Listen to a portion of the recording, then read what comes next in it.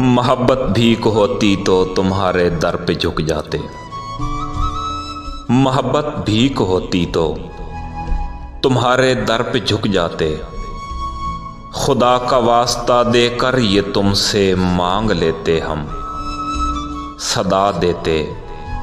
खुदा के वास्ते ये डाल दो झोली हमारी में।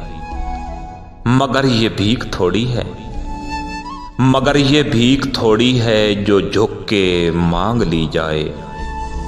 फकत एहसास है जाना, मोहब्बत आस है जाना, बहुत हसास है जाना।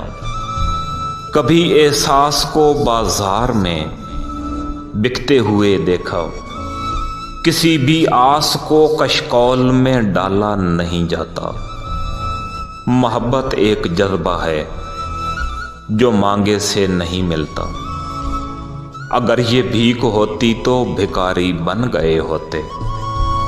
मगर ये भीख थोड़ी है, मगर ये भीख थोड़ी है सहूलत से जो मिल जाए। सहूलत से नहीं मिलती, बड़ी मुश्किल से मिलती है। ये दिल को दिल से मिलती है। तुम्हें एहसास ही कब है, हमारी आस ही कब है। तुम्हें एहसास होता तो हमारे बन गए होते। और फकत ये सोच के तुमसे जुदाई का इरादा है। मोहब्बत भीख थोड़ी है जो तुमसे मांगते फिरते। मगर ये ज़हन में रखना, ज़माना बीत जाए तो हमारी याद आए तो हमें आवाज़ दे देना।